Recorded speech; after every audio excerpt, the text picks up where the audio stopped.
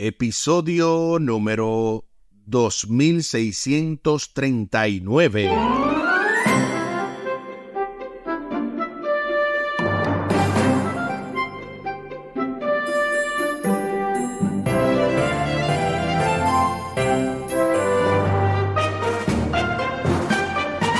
Saludos y bendiciones. Esto es Estudio Sistemático de la Biblia. Por la gracia de Dios estamos alcanzando hoy este jueves 9 de noviembre, un retrato de la iglesia primitiva en el marco de esta lección número 6, motivación y preparación para la misión, con el texto a memorizar de Lucas capítulo 24, versículo 44. Estas son las palabras que les hablé cuando estaba aún con ustedes, que era necesario que se cumpliese todo lo que está escrito de mí en la ley de Moisés, en los profetas y en los salmos. Lucas capítulo 24, versículo 44. Qué gran bendición el poder estudiar estas lecciones, y aunque no hemos podido contar con los diferentes comentarios que nos hacen falta, claro que sí, el comentario del doctor y pastor Franklin Martí durante esta semana, hemos estado mencionando que ha estado un poco enfermo y por eso, ¿verdad?, su voz no ha estado óptima para estas grabaciones, pero aún así estamos, ¿verdad?, estudiando, estamos analizando todo lo que tiene que ver con esta motivación y preparación para la misión. Desde el pasado sábado domingo hemos estado abordando compartir la buena noticia, luego en el caso del lunes, un fundamento profético. En el caso de antes de ayer martes, la espera y la misión. Ayer miércoles, ustedes lo crucificaron. Y para hoy jueves, un retrato de la iglesia primitiva. Recuerden, al final del programa estaremos compartiendo toda la información. Ya esta es la última vez que mencionamos esto de Radio Oasis de Esperanza, porque ya pasado mañana estamos hablando de la ley de 2 días. Va a ser este gran evento, esta gran cena conciertos profundos de Radio Oasis de Esperanza. Y me complace informarles que estaremos juntos nuevamente ahí. Nuestro hermano Omar Medina y su servidor. Vamos a estar obviamente en cuestiones de esto de la radio, pero además vamos a estar como cada oyente puede hacerlo, viéndonos, hablando, ¿verdad?, saludándonos, cada oyente de este ministerio Audios de Bendición, y ahí podemos, ¿verdad?, escucharles y compartir con ustedes. Al final del programa estaremos compartiendo la información final de cómo ustedes pueden llegar y adquirir su boleta. Les invito para que hablemos con nuestro Dios en oración. Buen Dios y eterno Padre, gracias te damos por la oportunidad de estudiar tu palabra. Bendícenos, dirígenos, bendice a cada oyente y en la persona de ellos a sus familias, para que juntos podamos no solamente estudiar, no solamente analizar, llenar y comprender esto que tú nos has de revelar, pero también ponerlo en práctica. Que nada ni nadie nos impida, oh Dios, tener un encuentro personal contigo y vivir para hacer tu voluntad. Favores que te pedimos y te agradecemos, junto con el perdón de nuestros pecados, en el nombre de Jesús. Amén. Amén. Un retrato de la iglesia primitiva. De inmediato se nos invita a leer Hechos capítulo 2, pero los versículos del 41 al 47. Hechos capítulo 2, versículos 41 al 47, para responder a la pregunta: ¿qué tipo de retrato de la iglesia primitiva se presenta aquí? Este es uno de los relatos que a mí más me gusta, se lo confieso, porque creo que cuando hablamos de un sueño de iglesia, de un sueño de cómo a ti te gustaría vivir y estar en armonía con los hermanos y estar en un lugar determinado. De hecho, cuando pequeño tenía el sueño de vivir junto con mi familia, cada uno obviamente con sus casas, y poder compartir, llevarme bien con ellos. Pero vayamos a la Biblia, vayamos a lo que dice Hechos capítulo 2, los versículos del 41 al 47, para ver cómo había una piedad primitiva. Así que los que recibieron su palabra fueron bautizados, y se añadieron aquel día como 3,000 personas, y perseveraban en la doctrina de los apóstoles, en la comunión unos con otros, en el partimiento del pan y en las oraciones. Y sobrevino temor a toda persona, y muchas maravillas y señales eran hechas por los apóstoles. Todos los que habían creído estaban juntos y tenían en común todas las cosas, y vendían sus propiedades y sus bienes, y los repartían a todos según la necesidad de cada uno, y perseverando unánimes cada día en el templo, y partiendo el pan en las casas, comían juntos con alegría y sencillez de corazón, alabando a Dios y teniendo favor con todo el pueblo. Y el Señor añadía cada día a la iglesia los que habían de ser salvos. Alabado sea el Señor. Hechos capítulo 2, versículos 41 al 47. Ahora sí, respondamos a la pregunta: ¿qué tipo de retrato de la iglesia primitiva se presenta aquí? Bueno, aquí se presenta un retrato ideal de cómo cada iglesia debería de ser. ¿Tú sabes lo que es eso de una iglesia como lo tenían los apóstoles, donde todo lo que ellos tenían se lo repartían entre sí, estaban en unidad? Ninguna de las personas estaba como queriendo ser superior, tener más que el otro, sino que todos los ponían a la disposición. Vendían las casas, estaban compartiendo el pan constantemente, y de esa manera el Señor añadía a su iglesia a los que habían de ser salvos. ¿Qué te dice eso? Que de la misma manera va a suceder en estos días.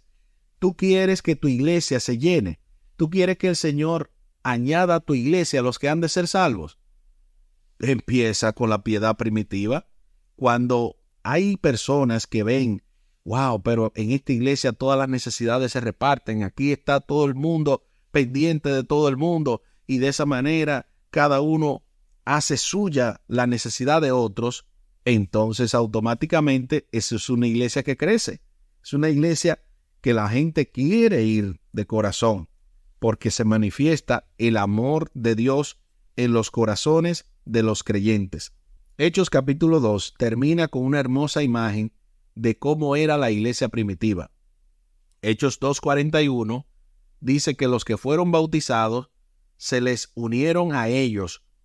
Podríamos leer esto como que alguien hizo las cuentas y agregó el número de nuevos creyentes al número de creyentes existentes y estableció un nuevo total de miembros para el grupo. Pero esa es una interpretación superficial. El enunciado deja entrever la idea de que estos creyentes recién bautizados pasaron a formar parte del grupo como iguales. Eso es sumamente interesante, porque a veces uno llega, por ejemplo, a la universidad y el del primer año es muchas veces maltratado, a veces le hacen bullying, se burlan de él, y lo mismo sucede en las escuelas. El estudiante nuevo como que muchas veces choca y los demás estudiantes como que se burlan de él, lo maltratan. Pero en el caso de los creyentes, cuando llega alguien a la iglesia y es nuevo en la fe, con más razón lo tratan de mil amores. Ese es el ideal de cómo deberían ser tratados todos, sin importar la edad o el tiempo que tú tengas en la iglesia. Todos tenemos el mismo valor ante Dios y todos podemos ministrar. Eso es lo que se llama el sacerdocio de todos los creyentes. En tanto, en una función central de la iglesia cristiana primitiva era el discipulado, y ahí es donde yo quiero llegar. Ya llegamos a la parte crucial donde dejamos atrás simplemente el ser creyente.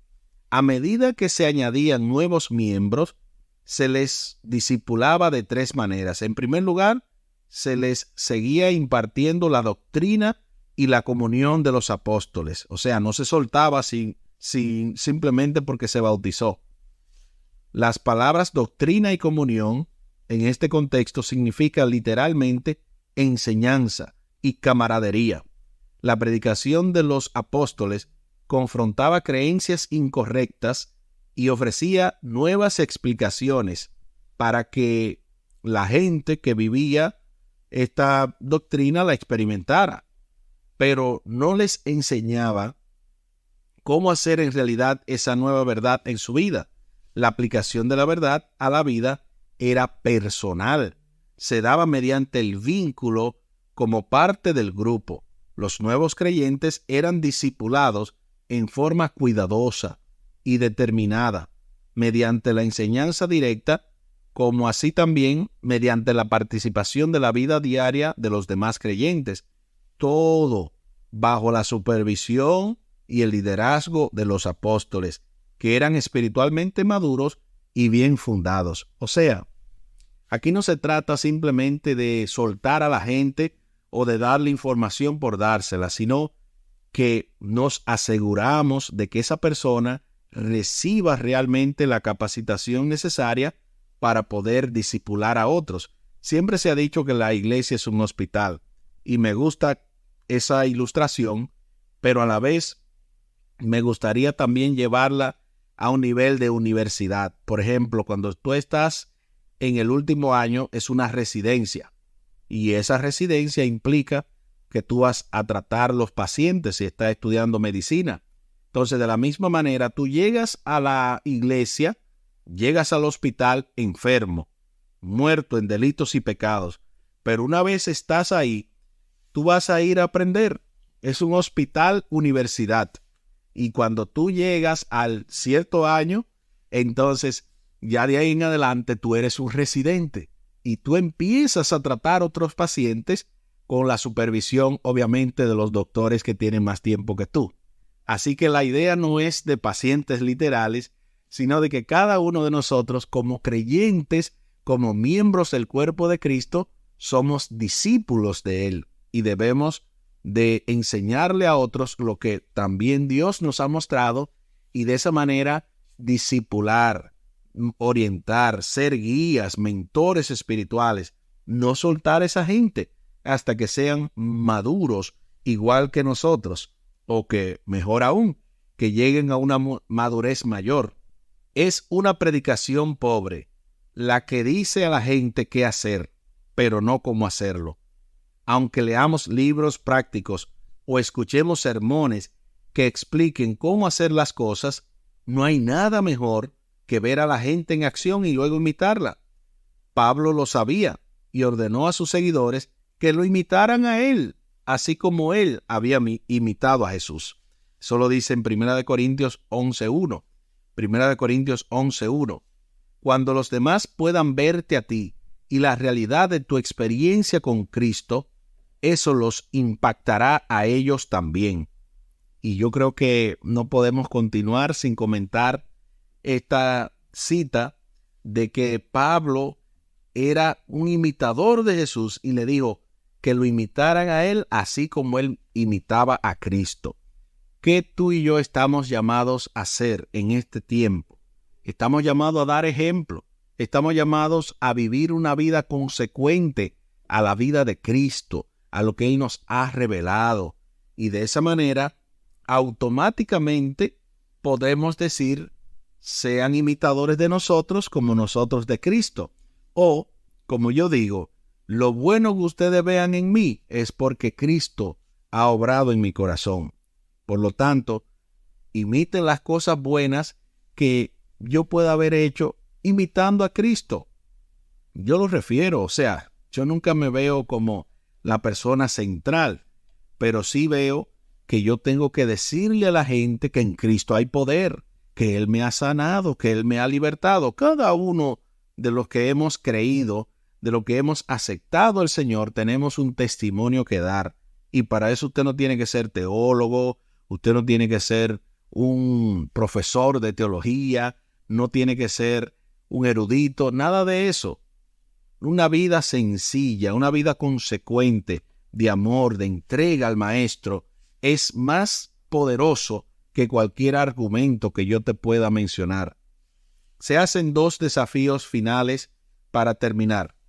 Primer desafío: piensa en alguien en tu vida que desearías que fuera creyente. Ahora mismo ponte a pensar, no importa que estés guiando o que estés en tu casa meditando, sentado, no importa qué estés haciendo en este momento, piensa en alguien que tú quieres alcanzar para el reino de los cielos. Segundo, ora cada día para que esa persona tenga una experiencia personal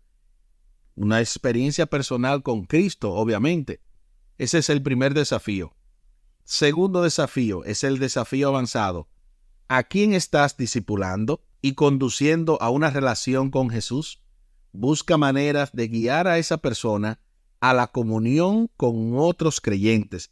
Si todavía no tienes a nadie, si estás en ese paso de que todavía solamente piensas en alguien y estás orando para que esa persona llegue al Evangelio, ya sabes que en algún momento determinado debes de discipular a esa persona, debes de llevarle el Evangelio para que esa persona entre en una relación directa con Dios y a la vez se una a los creyentes. No hay mejor forma de hacerlo que a través de un grupo pequeño. Si todavía no estás en un grupo pequeño, si no tienes un grupo pequeño en tu iglesia, sé tú el primero. Di, mira, yo ofrezco mi hogar. Busca la manera de que alguien te ayude. Lo importante es que tú decidas de corazón tener esta iglesia primitiva de manera práctica en tu vida y verás el gozo y la alegría que esto te provocará. Aquí el tiempo se acabó.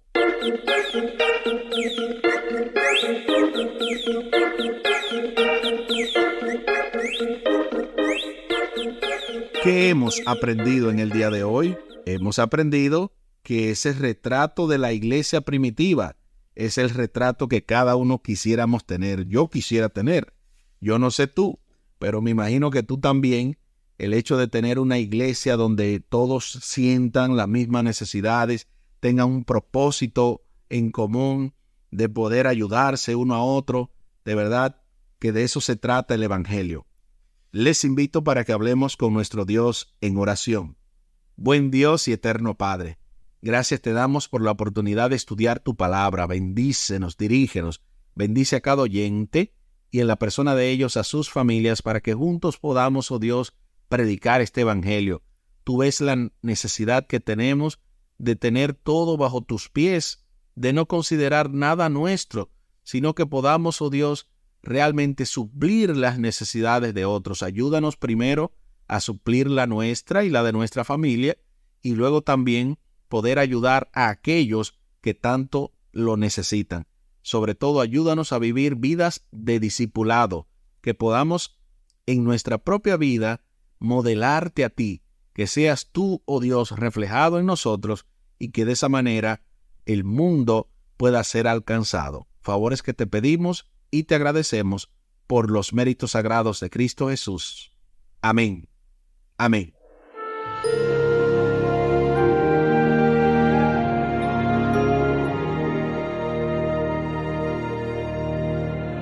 Espere, con la ayuda de nuestro Dios, el cierre con broche de oro de esta impactante lección, la lección número 6, motivación y preparación para la misión, con el texto a memorizar de Lucas capítulo 24, versículo 44, Lucas 24, 44.